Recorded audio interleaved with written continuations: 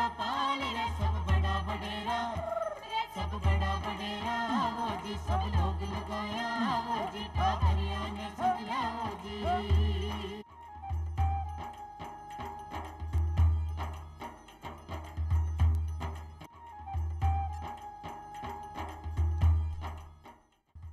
चौपाल देख बड़ा सगला ग्रामीण भाई बहना ने राम राम सा भाई बहना ज्यादा चौपाल रमा यहाँ पर रोजीना नवा नवा विषय ले रहता है करा और साउटी जानकारी हासिल करा। उन्हीं प्रकार आज भी अपनी चौपाल रमाए आप एक नरो निर्वल और एक नवादो विषय ले चर्चा में कर और खासा बताओ जानकारी हासिल कर भाई बहना। आपनो आज को कार्यक्रम है अटल भूजल योजना के ऊपर। अटल भूजल योजना यानी कि जमीन को जो पानी है बिन आप की प्रकार सहेजा ताकि आप अपनी आबा वाली पीढ़ियों के लिए भी पानी छोड़ सका। और भाई बहना अपनो राजस्थान किसी की भौगोलिक परिस्थितियां हैं और रेगिस्तान को राज्य है, एक मायने तो पानी को महत्व और भी ज़्यादा बढ़ जाए। आप अपने राजस्थानी लोक संस्कृति लोक गीता का नहीं देखा तो पानी को खासा महत्व बतायो है कि घी ये ढूढ़े तो मारो क्यों ही नहीं बिगड़े, घी ये ढूढ़े तो मारो क्यों ही नहीं बिगड़े, और पानी डो ढूढ़े तो मारो जीवड़ो बड़े, धीरे चालिए पणियारी लेंगो घर दबरे। अठा के अति समझदारी है कि अगर घी ढूढ़ जाए तो क्यों फर्क को नहीं पड़े, पर पानी ढूढ़े तो जीव बढ़े। और अपना बड़गा आता समझदार हा और बाई समझदारी यदि आप भी दिखावा तो आप भूजल न संरक्षित रख सका। तो भाई बना आप इन की जानकारी हासिल कर जी की जानकारी ले अपने पीछे डॉक्टर विवेक नारायण भावे साहब जी पधार्या है, जिसका अधीक्षण भूजल वैज्ञानिक है और साथ ही अटल भूजल योजना का मैंने अपना राजस्थान राज्य का नोडल अधिकारी है। डॉक्टर भावे साहब आप चौपाल स्टूडियो में घणो घणो स्वागत है सर। धन्यवाद, आभार। भावे साहब सौ पहले तो आप बताओ कि आपने राजस्थान का मैंने ये भूजल जो जमीन को पानी है भी कई स्थिति है। राजस्थान के संदर्भ में भूजल की स्थिति, अरावली जो है राजस्थान को दो भागों में विभाजित कर रहा है, पश्चिमी राजस्थान और पूर्वी राजस्थान। तो पश्चिमी राजस्थान में औसत भूजल स्तर जो है वो 50 मीटर से 120-130 मीटर गहराई पर उपलब्ध है। पूर्वी राजस्थान में गहराई कम है, लेकिन चट्टानी भूभाग होने के कारण और ज़्यादा लंबे समय तक भूजल उपलब्ध नहीं हो पा रहा है अतिदोहन के कारण, तो वहाँ पर गहराई जो है 12-15 मीटर से लेकर 30-35 मीटर तक भूजल उपलब्ध है। ये तो केवल भू सतह से गहराई के आधार पर अपन भूजल उपलब्धता की बात कर रहे हैं, लेकिन भूजल दोहन के कारण आज राजस्थान का 2/3 हिस्सा ये अतिदोहित ओवरड्राफ्ट या डार्क जोन जिसको पहले कहते थे उसमें आ रहा है। केवल हमारा 30% हिस्सा ऐसा है जिसको हम अभी भी कह सकते हैं कि जो थोड़ा ठीक है या सुरक्षित है। तो राजस्थान के संदर्भ में भूजल की स्थिति इस समय चिंताजनक जरूर है। और जो को भूजल है वो भी पूर्व को कोनी के आप सिंचाई का काम ले सका या पीबा का काम ले सका। खासा मात्रा का माइन भी कमाए क्लोराइड भी है, खासा मात्रा में कई जगह तो फ्लोराइड भी है, कई जगह तो आप देखा अपने राजस्थान में कुबड़ पट्टी है जटे वो फ्लोराइड पानी पीबा की वजह से एक जहाँ अभी बढ़ रही है। तो आज जल विभाजक रेखा जी की आपकी अरावली है, एक आथुणे और अगुणे साइड दोनों की परिस्थितियाँ अलग अलग है जी भावे साहब आपने बताई। तो डॉक्टर साहब आज की आपने अटल भूजल योजना है कहीं है और इसका कहीं उद्देश्य है, क्यों चलाएगी क्या चलाएगा, इसके बारे में आप जरूर बताओ। आपने बहुत अच्छा प्रश्न पूछा। अटल भूजल योजना जो राज्य में लागू की गई, इसकी शुरुआत 25 दिसंबर 2019 को भारत के वर्तमान प्रधानमंत्री माननीय श्री नरेंद्र मोदी जी द्वारा विज्ञान भवन में घोषित की गई। यह योजना देश के केवल 7 राज्यों में लागू है, उनमें से राजस्थान एक प्रदेश। और राजस्थान में वैसे 33 जिले हैं, लेकिन 33 जिलों में से भी केवल 17 जिलों में ही ये योजना है और 17 जिलों की केवल 38 पंचायत समितियों में ही ये योजना लागू है। 38 पंचायत समितियों में लागू करने का कारण था कि 38 पंचायत समिति क्षेत्र भूजल की दृष्टि से सबसे ज़्यादा अतिदोहित, यानी परसेंटेज वाइज यदि हम बात करें तो यहाँ पर लगभग 200 से अधिक प्रतिशत भूजल का दोहन हो रहा है। और 200% का मतलब ये हो गया, इसको सरल शब्दों में समझे कि यदि 100 लीटर पानी जमीन के नीचे जा रहा है तो हम 300 लीटर पानी निकाल रहे हैं। तो ऐसी स्थिति में, और स्थिति इसकी खराब नहीं हो, इसको सुधारने के लिए भारत सरकार ने अन्य 6 राज्यों के साथ राजस्थान में अटल भूजल योजना आरंभ करी और ये योजना राज्य में 1 अप्रैल 2020 से शुरू हुई है और ये मार्च 25 तक कार्यरत रहेगी। यानी कि आप बताएं राजस्थान का 17 जिला की 38 पंचायत समितियां गमायनी है जिसका अतिदोहित है, जैसे 200% को पानी को दोहन हो रही है। तो अब भी दोहन न रोकबा के लिए या भूजल न संरक्षित रखबा के लिए फिर ये योजना के तहत कहीं काम करो आप। सामान्यतः भूजल दोहन रोकने के लिए 2 प्रकार के उपाय होते हैं। एक जिसको हम कहते हैं सकारात्मक या पॉजिटिव कार्य। सकारात्मक कार्य कौन से हुए? बारिश के पानी को बचाना, खेती में कम पानी की फसलें करना, या अधिक गुणवत्ता युक्त सिंचाई के साधन उपयोग में लाना जिससे हमारे पानी की बचत हो। साथ में बारिश के पानी को रोकने के लिए, सहेजने के लिए, संरक्षण के लिए संरचनाएं बनाना। ये तो सकारात्मक कार्य हो गए। एक कार्य होता है विधायी कार्य। विधायी कार्य का मतलब है कानून बनाकर पानी के ऊपर कोई नियमावली बनाना। अभी राजस्थान में ये माननीय मुख्यमंत्री जी ने घोषणा की है बजट सत्र में गत वर्ष कि राजस्थान में एक विधायी प्रबंधन किया जाएगा। ये कारण इसलिए करना पड़ रहा है कि भूजल की स्थिति राज्य में बहुत गंभीर है और यदि अभी भी इसके ऊपर सकारात्मक रूप से जनसहभागिता से काम नहीं किया गया तो आने वाले वर्षों में हमको सिंचाई तो छोड़िए, पेयजल के लिए भी बड़ी दिक्कत होगी। सरकार ने इसको गंभीरता से समझा और सरकार दोनों तरफ से इस काम को करने के लिए कटिबद्ध है। विधायी कार्य के रूप में भूजल संरक्षण प्राधिकरण भी बनाने जा रही है सरकार, और साथ ही साथ सरकार जो है खेती के क्षेत्र में और बूंद बूंद पद्धति, फव्वारा पद्धति को बढ़ावा देकर और अधिक से अधिक कम पानी में फसल क्षेत्र को बढ़ाना चाहती है।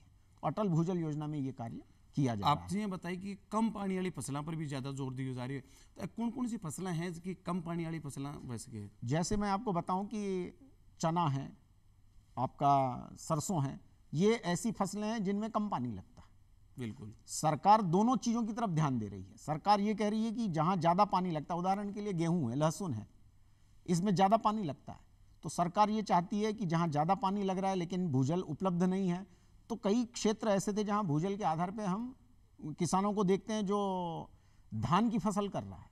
अब धान की फसल सबसे ज़्यादा पानी की फसल है, गन्ना सबसे ज़्यादा पानी की फसल है, तो भूजल दोहन करके धान और गन्ना उपजाएं, ये तो ठीक बात नहीं होगी। जब हमारे राजस्थान का 70% हिस्सा अतिदोहित है तो स्वाभाविक रूप से जहाँ सतही जल उपलब्ध है, नहर का पानी उपलब्ध है, उन क्षेत्रों में तो धान और गन्ना की फसल ली जाए, लेकिन जहाँ सतही जल उपलब्ध नहीं है वहाँ पर हमें चाहिए कि किसानों को इस बात के लिए प्रोत्साहित किया जाए कि मोटे अनाज और सरसों और चना, तिलहन वाली फसलें जो है वो उत्पादित की जाए। और हमारे 2023 के साल ने तो पूरा विश्व के में मोटा अनाज वर्ष भी घोषित करे है, और वो एक में न्यूट्रिशन भी ज़्यादा है, तो मोटा अनाज में कम तो पानी लगे और अच्छो अपन पोषण मिले, तो निश्चित रूप से अपन एक साथ कई काम कर सकें। आप बताओ कि किसान ज़्यादा पानी को दोहन करे, और भाई जायज भी है करी सी वो फसलों के लिए, तो किसान यानी कौन सा तौर तरीका अपनावे जिससे वो कम पानी का मैंने अच्छी फसल ले सके? सरकार का ये प्रयास है अटल भूजल योजना के माध्यम से, मुख्य रूप से 3 बिंदुओं के ऊपर ये योजना कारगर हो रही है। सबसे पहला तो है कि जनता के बीच में जाके जन सहयोग से ग्राम पंचायत स्तर के जल सुरक्षा योजना बनाना। जल सुरक्षा योजना का मतलब है ग्राम पंचायत की बैठक करना, जन समुदाय को बुलाना, जन समुदाय से वहाँ की क्या आवश्यकताएं हैं, पानी के स्रोतों की, कितना पानी उपलब्ध है सतह पर या कितना पानी उपलब्ध है सतह के नीचे, वहाँ खेती में कितना पानी लगता है, पीने के लिए कितना पानी चाहिए, इसका लेखा जोखा करना जिसको कहते हैं वाटर बजट। ये जनता के साथ बैठ के, जन समुदाय के साथ बैठ के ये तैयार किए जा रहे हैं अटल भूजल योजना क्षेत्र में। तो इस समय हम 1139 ग्राम पंचायतों में ये योजना क्रियान्वित कर रहे हैं। यहाँ पर जनता को ये बताया जा रहा है कि यदि जनता, जैसे हिवरे बाजार का उदाहरण हमारे सामने है, महाराष्ट्र का अहमदनगर का जिले का एक गांव है, पोपटलाल पंवार जी वहाँ के सरपंच हुआ करते थे। उन्होंने गांव में जागृति लाकर लोगों को चेतना दी कि आप अपने गांव के पानी की पहले गणना करना सीखें, उसके अनुसार फसल का चयन करें। और आज की तारीख में वहाँ पे बहुत बड़ा एक जिसको कह सकते हैं हम कि परिवर्तन हुआ है कि जल जागरूकता बढ़ी है और लोग पानी की उपलब्धता के अनुसार वहाँ खेती की फसलें तय कर रहे हैं कि हमें कौन सी फसल करनी चाहिए। इस प्रकार का जमीनी स्तर पे परिवर्तन लाने के लिए अटल भूजल योजना क्रियान्वित की जा रही है। तो राजस्थान में मैं आपको बताना चाहूँगा कि 1 बीघा क्षेत्र में यदि हम कोई एक औसत फसल करें तो 1 लाख लीटर पानी लगता है, लेकिन इसी काम को हम फव्वारा पद्धति से करें तो ये काम हमारा मात्र 40,000 लीटर में हो सकता है, और हो रहा है। इसका मतलब है हम 60% पानी की बचत 1 बीघे में कर सकते हैं। यदि हम कोई सब्जी का फसल उगा रहे हैं, उसको यदि हम ड्रिप से बूंद बूंद पद्धति से सिंचाई दें तो जो 1 लाख लीटर पानी लगता है नालियों की विधि से पानी देने में, उसकी बजाय हम केवल 25 से 30,000 लीटर में काम कर सकते हैं, यानी हम 60 से 70% पानी बचा सकते हैं। तो केवल सिंचाई के मामले में भी यदि हम ड्रिप और स्प्रिंकलर, जिसको फव्वारा और बूंद बूंद पद्धति कहते हैं, इसको भी यदि काश्तकारों तक, किसानों तक पहुंचाने में कामयाब हो गए तो मैं समझता हूं अटल भूजल योजना की यह सबसे बड़ी सफलता होगी कि हम राजस्थान जैसे मरु प्रदेश में किसानों को कम पानी में फसल लेने के लिए प्रोत्साहित कर पाएंगे। और इनमें सरकार ने कई प्रकार के सब्सिडी भी दे रखी हैं, तो वो भी किसानों को उपलब्ध है, किसानों ने इसका फायदा उठाना चाहिए। अच्छा, कुल मिला रहा बात है कि किसान यदि थोड़ी समझदारी से आधुनिक तकनीकों को प्रयोग करे, जी हाँ डॉक्टर साहब बताया कि सब्जी कर रही हो तो आप ड्रिप सिस्टम लगाओ भी कमाएं, बूंद बूंद से सिंचाई हो रही है और अपना बहुत ज़्यादा पानी भी कमाएं बचा सका हाँ। और आप क्यारी दोहरा कमाए ने फालतू को पानी को अपव्यय कर रही हैं, जठे पौधों नहीं है बठे भी पानी जा रही है क्योंकि जड़ तक की जाए फवारा सिस्टम भी एक बहुत बढ़िया है, कम पानी कमाना आप अच्छी उपज ले सका। तो डॉक्टर साहब की इसकी राय है अब बहुत अच्छी है। और साथ एक बात अभी है कि अपन सब्सिडी भी मिल रही है तो आप सब्सिडी को भी फायदो ले सका, आप सुविधा युक्त भी मैंने मेहनत भी कम करनी पड़ रही है और पानी भी बच रही है। तो ये समझदारी के साथ यदि आप काम करा तो निश्चित रूप से देखो एक सरकार को या विभाग को ही दायित्व को नहीं कि वह कुछ अपने लार पड़ा रहे, आपू भी कुछ नैतिक दायित्व है कि आप विभाग की हेल्प करा, बाका का विचार है बाने समझ और बी के अनुसार खुद ही आगे बढ़ जावा और आप खुद रह तो निश्चित रूप से अपना देश समृद्ध बनसी। आप डॉक्टर साहब एक बताइए कि पोपट लाल जी पवार जी का सरपंच का एक बताइए कि पहले जल गणना करो, पानी की गणना बाकी प्रकार से करे जाए जी। मतलब आप अटल भूजल योजना में जो अभी हम लोग ग्राम पंचायत स्तर पर काम कर रहे हैं उसमें जो जल बजट यानी जो आपने कहा कि पानी की गणना कैसे की जाए, तो एक ग्राम पंचायत में कितनी तो भूमि उपलब्ध है, उसमें से कितनी सिंचित भूमि है, कितनी असिंचित भूमि है, कितनी जनसंख्या है, उसको कितना पीने का पानी चाहिए, यदि कोई इंडस्ट्री उद्योग है तो उस उद्योग को कितना पानी चाहिए, पशु हैं तो कितने पशु हैं उनको कितना पानी चाहिए, साल भर में उस पानी की हम गणना करते हैं। उदाहरण के तौर पे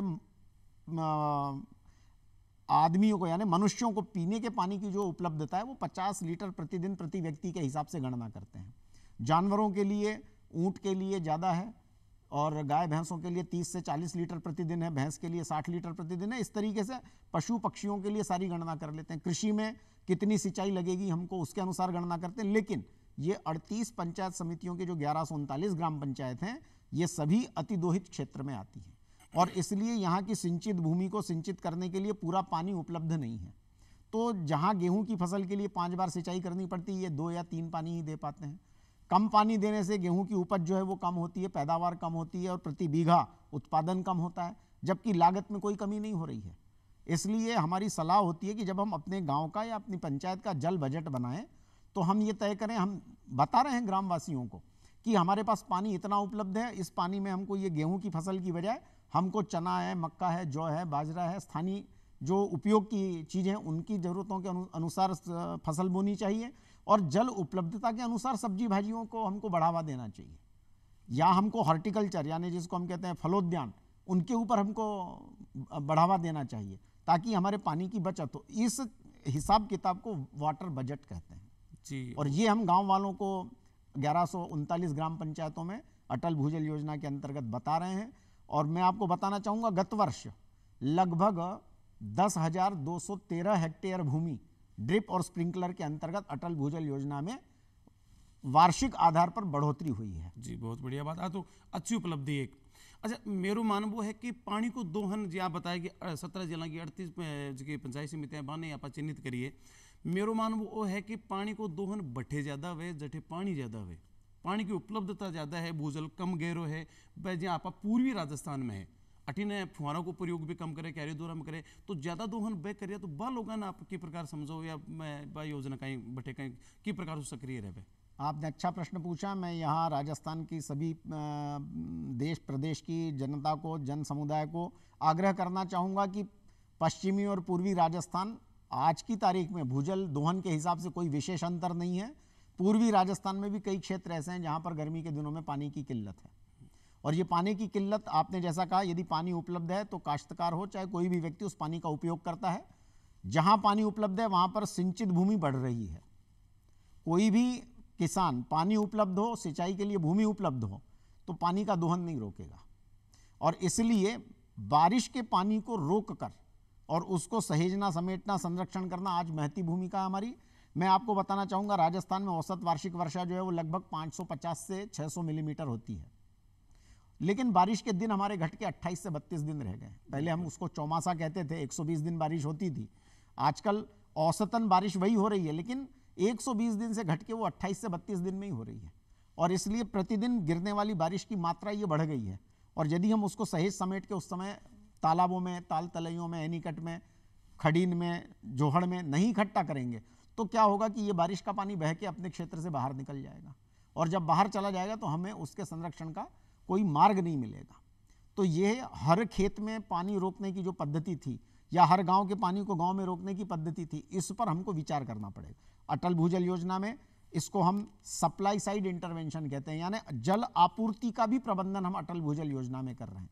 एक तरफ लोगों से कह रहे हैं ड्रिप स्प्रिंकलर पाइपलाइन को बढ़ावा दीजिए जिससे खेती में पानी की मात्रा कम लगे, और दूसरी तरफ जहां पर आपने कहा कि ड्राई एरिया है या जहां भूमिगत पानी सूख रहा है, वहां पर जल संचयन की विधियों के माध्यम से बारिश के पानी को जमीन में डालने का काम भी हम कर रहे हैं।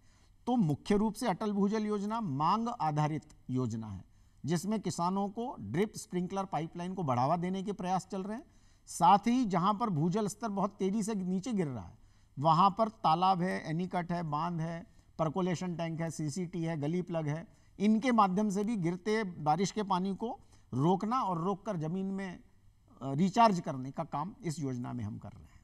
अपन देखा इतिहास में उठार देखा तो अपना मालवा और उसका मेवाड़ का जगह पहले का शासक है वह जल संरक्षण का मैं बहुत बढ़िया काम करियो। आज भी उदयपुर ने झीला की नगरी के और मेवाड़ रियासत को जो इलाकों भी में सर्वाधिक में झीला बनाई बैठा का राजा। और ये मालवा में भी देखा तो कहे कि डग डग रोटी पग पग नीर मालव धरती गहन गंभीर, तो बैठांगे भी राजा भोज है, मुंज है, जल संरक्षण को बहुत काम करियो और बस प्रभावित हो लोग भी सेठ साहूकार भी जोड़ा बनाया, तालाब बनाया। तो ऐसी पुरानी जल संरक्षण की विधियां ही कई अविधियां ने भी प्रोत्साहित या अन्य भी पुनः जीवित करने को प्रयास, जहाँ बावड़ियाँ सूखी पड़ी है, जोड़ा पड़ा, तो इनमें भी कहीं अटल भूजल योजना में कोई इनको प्रावधान है कि? हाँ बिल्कुल, आपने बहुत सही कहा। पहले रियासतकालीन समय में लगभग हर गांव में या हर बड़ी जनसंख्या जहाँ रहती थी उसके आसपास कोई तालाब हुआ करता था। धीरे धीरे आप देखिए कि जैसे जैसे जनसंख्या बढ़ती जा रही है वैसे वैसे जल स्रोत सिकुड़ते जा रहे हैं, और जल स्रोत सिकुड़ने के कारण जल समस्या हमारी बहुत बड़ी समस्या बन गई। हालांकि राज्य सरकार एक लोक कल्याणकारी राज्य में प्रयासरत है कि सभी को जल उपलब्ध रहे, लेकिन इसके लिए केवल सरकार के भरोसे काम करने से काम नहीं होने वाला। बिल्कुल, कोई भी कार्य तब सफल कहलाता है जब उसके साथ जन सामान्य जन भी जुड़ जाए। तो राजस्थान में मैं समझता हूं कि जल बचाने की परंपरा काफ़ी पुरानी है। मैंने जितना राजस्थान देखा है उसमें कोई भी राजस्थान का किला ऐसा किला नहीं मिलेगा जिसमें वर्षा जल संरक्षण की व्यवस्था नहीं की गई हो। बिल्कुल, आप चाहे चित्तौड़गढ़ का किला देखें, चाहे आमेर का किला देखें, चाहे जैसलमेर का किला देखें, सब चाहे गागरोन जैसा एक छोटा सा झालावाड़ का भी किला देखें, तो सब जगहों पर वर्षा जल से पानी इकट्ठा करने की संरचनाएं उस जमाने में भी की गई थी। बिल्कुल, यानी ये कोई ऐसा विषय नहीं है कि वर्तमान में या नए भूजल वैज्ञानिकों ने इस विषय को खोज की हो या इसको चालू रखा हो। जहां जहां मानव सभ्यता रही है वहां वहां पानी का महत्व उनको मालूम था। बात केवल इतनी सी है कि हम सब चीजें आजकल सरकार की ओर देखते हैं कि सब कुछ सरकार करे, उसकी बजाय जन समुदाय यदि अपना सहभाग सरकार के साथ मिला दे तो सभी काम तेजी से पूरे होंगे, और उसमें हमारा अपनत्व का भाव आता है कि मैं इस तालाब को देखने वाला मैं भी हूं, केवल सरकार नहीं है। सामान्य जन भी जब उसके साथ अपना लगाव बनाता है, जब उसका कुछ श्रम उसमें लग रहा हो।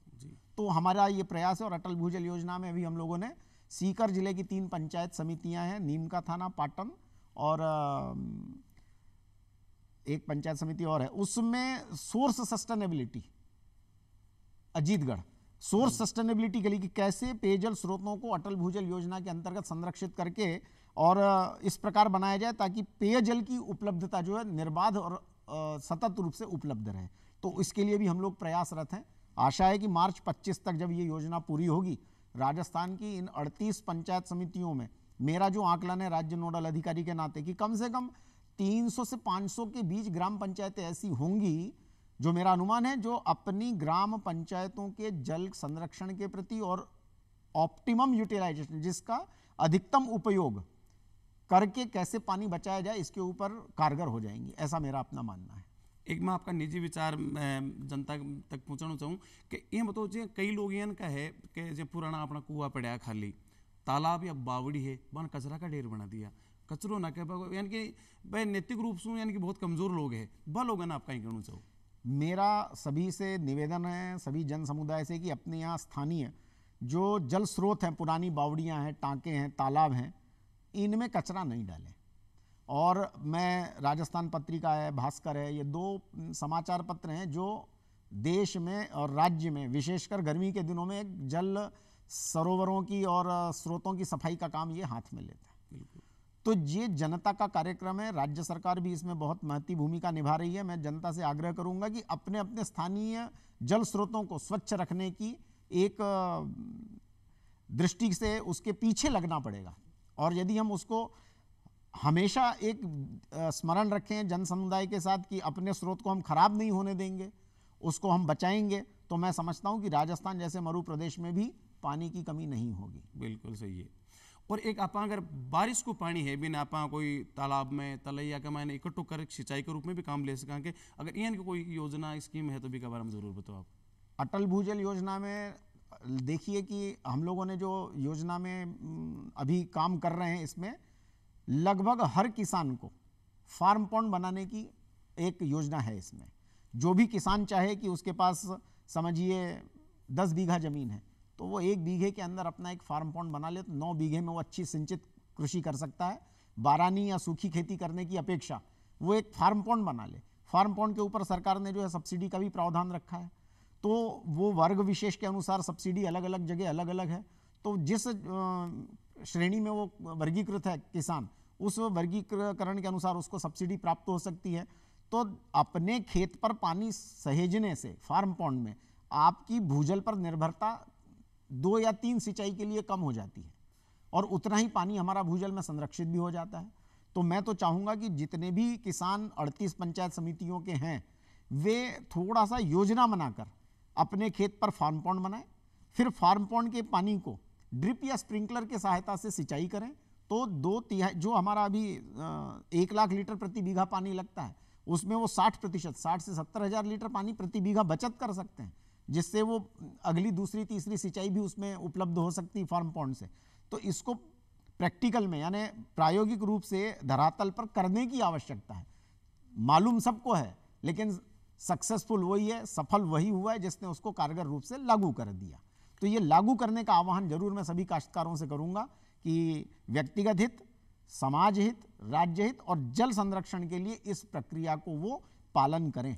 आपने राजस्थान की मिट्टी इसकी बड़ी रेतीली है, पानी ने इकट्ठो करा तो वह पानी ने सोख ले, तो ये फार्म पॉन्ड को इनको तरीको बताओ कि कहीं के प्रकार पानी सोखे भी नहीं, भी फार्म पॉन्ड में पानी किया इकट्ठो करा, कट्ठियों से भी कमाए पानी आओ किया डालान दिया, एक बार हम जरूर बताओ आप।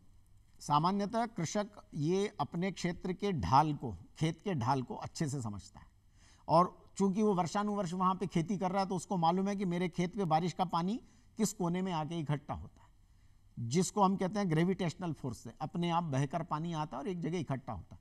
तो जहाँ वो पानी इकट्ठा होता है उस जगह पे एक वो 20 मीटर गुणा 20 मीटर गुणा 3 मीटर गहराई का एक फार्म पॉन्ड बना ले। इसको बनाने के बाद वो ड्रिप स्प्रिंकलर का उपयोग करे। जहाँ तक आपने कहा कि प्लास्टिक की रेतीली क्षेत्र में पानी जमीन में चला जाता है, तो अरावली के पश्चिमी भाग में यानी खासतौर से जैसलमेर, बाड़मेर, सीकर, झुंझुनू, चूरू, नागौर, तो हालांकि इसमें चूरू नागौर जिला नहीं है, जैसलमेर जिला है इसमें, और सीकर झुंझुनू अटल भूजल योजना में क्षेत्र है, उधर हनुमानगढ़ क्षेत्र। तो इन जगहों पर जो तालाब बनते हैं, फार्म पॉन्ड बनते हैं, इसमें प्लास्टिक की शीट बिछाते हैं ताकि वो पानी रिस के जमीन के नीचे नहीं चला जाए। इन जिलों में जमीन के नीचे जो पानी है वो साधारणतः खारा पानी है, और इसलिए जब वो फार्म पॉन्ड में पानी की बचत करता है तो स्वच्छ जल पानी वो फार्म पॉन्ड में इकट्ठा करता है, जिससे वो सिंचाई कर सकता है।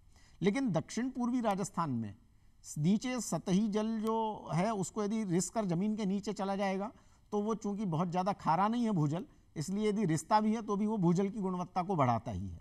तो इसलिए दक्षिण पूर्वी राजस्थान में हमको प्लास्टिक की शीट फार्म पॉन्ड में लगाने की ज़रूरत नहीं है।